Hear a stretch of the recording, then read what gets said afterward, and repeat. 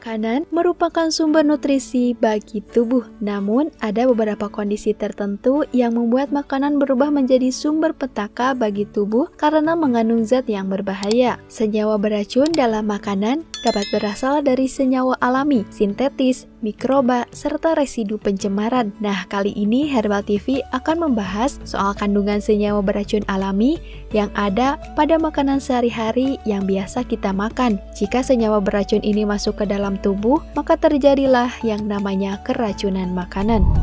Yang pertama, ada singkong mentah. Singkong mentah mengandung racun linamarin dan lotaustarin yang keduanya termasuk golongan glikosida sianogenik. Racun ini akan berubah menjadi sianida saat dikonsumsi.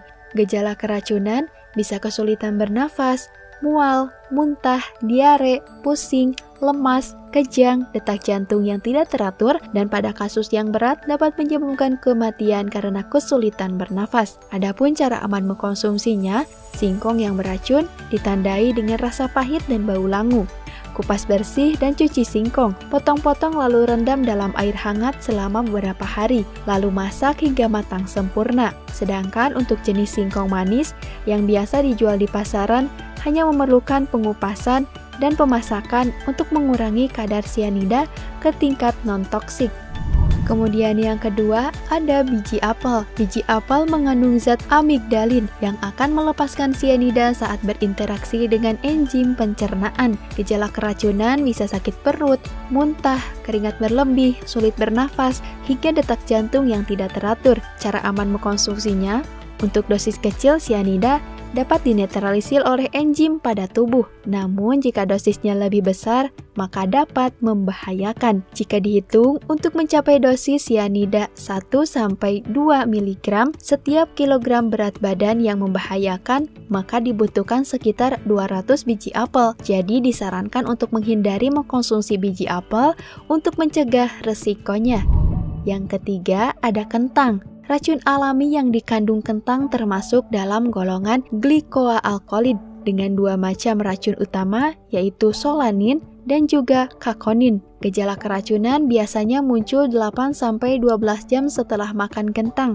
Terjadi sensasi terbakar di mulut, sakit perut, mual, muntah, diare, sesak nafas, gangguan detak jantung, dan sakit kepala. Adapun cara aman mengkonsumsinya, kentang yang terdapat lapisan berwarna hijau pada kulitnya, kentang yang bertunas, yang berasa pahit, dan banyak mata bisa menjadi makanan yang beracun. Jika terpaksa mengolahnya, maka kupas kentang sedikit tebal, rendam dalam larutan air yang dicampur dengan garam sebelum diolah. Kemudian yang keempat ada bayam. Bayam mengandung asam oksalat yang dapat mengikat kalsium yang akan mengiritasi lambung dan membentuk batu ginjal. Gejala keracunan bisa gangguan pencernaan, kram perut, muntah-muntah, gangguan peredaran darah, pecahnya pembuluh darah, dan kematian pada kasus yang berat. Adapun cara aman mengkonsumsinya, maka masak bayam dalam air hingga mendidih lalu buang air rebusannya dan menggantinya dengan yang baru untuk masakan sayur guna mengurangi kadar asam oksalatnya. Konsumsi secukupnya saja, jangan berlebihan.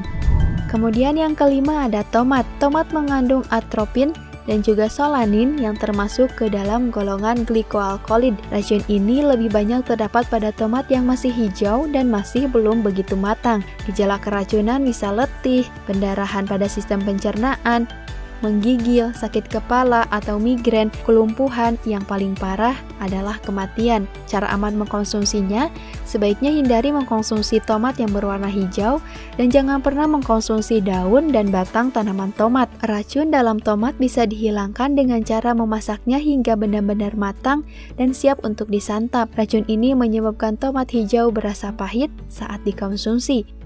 Terima kasih sudah mengikuti episode Herbal TV kali ini. Jangan lupa like, share, komen, and subscribe untuk mendapatkan informasi terupdate lainnya.